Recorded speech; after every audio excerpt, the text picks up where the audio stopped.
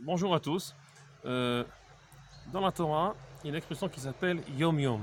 Cette expression veut dire jour jour, ça veut dire chaque jour.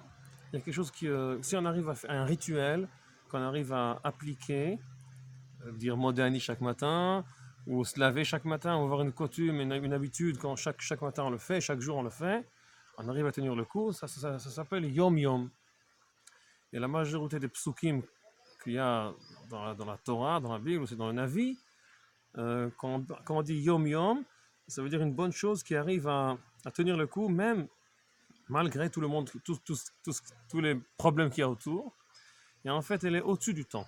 Elle arrive à survivre le temps. C'est pour ça que Yom Yom, j'arrive Yom Yom à faire quelque chose, chaque jour à faire quelque chose et pas arrêter. Ça veut dire que le temps l'influence pas. Il y a un passouk dans la Torah que le Yom Yom signifie une mauvaise chose ou un mauvais cas, c'est quand la femme de Potiphar essaye d'avoir Yosef et chaque jour, Yom Yom lui demande viens avec moi. Et là, on voit que le contexte est mauvais.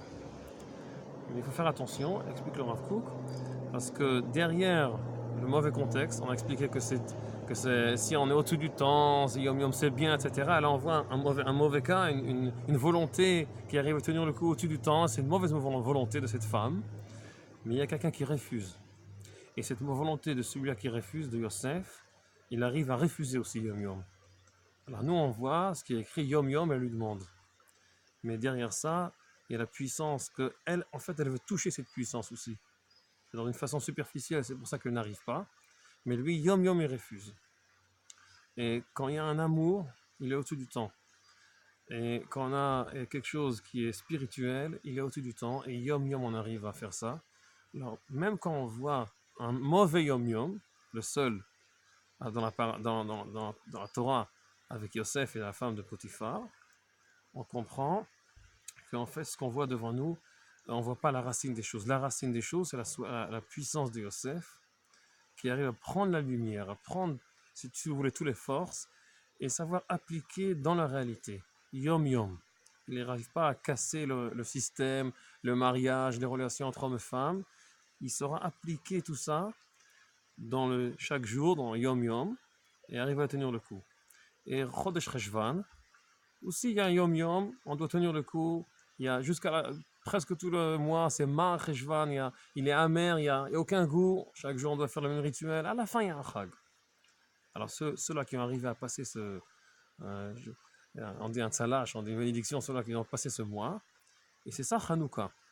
Après que les prophètes sont partis, il n'y a plus de prophètes, il n'y a plus de névois. Et on doit survivre dans le Yom Yom, chaque jour, sans les grandes lumières. Mais on arrive à appliquer tout notre idéal quand on se lève, quand on parle, pas que dans les deux grands drames ou RF Shabbat quand on chante, mais chaque jour, chaque matin, chaque midi. Et on arrive à se réveiller, à tenir le coup, même s'il y a une autre banalité mauvaise qui est contre nous, c'est la culture grecque. C'est aussi une autre culture que chaque jour, elle pousse, elle veut nous dire quoi penser, elle développe quelque chose. Alors cette banalité, de mauvais. Contre ça, il y a le banal du bon, si vous voulez. On peut dire ça comme ça. J'espère que je l'explique comme il faut. Et à la fin, c'est Hanouka. Hanouka, c'est la possibilité de voir la lumière, même dans le Yom Yom. C'est ça le miracle. Et après ça, il y a le miracle qui justifie ça, qui dit oui, c'est vraiment, vous avez eu raison. Cette guerre, il fallait la faire. Alors le Yom Yom de Yosef, il est plus fort du Yom Yom de la femme de Potiphar. Il fait partie de tous les Yom Yom dans la Torah, que c'est au-dessus du Yom, c'est au-dessus de la journée, c'est au-dessus du temps. On va rajouter une explication sur le mot Yom. Yam, c'est la mer. La mer, c'est la réalité. Plein de détails. On peut se noyer là-dedans. On ne comprend pas qu'est-ce qui gère. Alors, on va d'après les forces comme ça, un peu vulgaires. C'est ça qui nous donne la vitalité. On ne sait pas exactement qu'est-ce qu'on fait dans cette mer.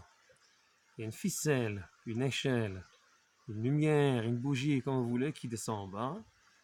Et dans l'obscurité de cette mer de détails qu'on ne sait pas où aller, ce yam, il y a la bougie qui rentre, si vous voulez, la petite lumière, et ça devient yom, ça devient la journée. Mais yam, ça devient yom.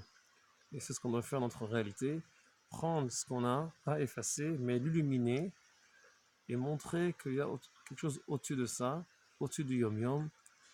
J'espère qu'on arrivera à tenir le coup, montrer que notre amour, que notre bonne qualité, ils sont au-dessus de toutes les situations, tous les temps. Ça existe toujours, ça s'exprime toujours. Shabbat shalom à tout le monde.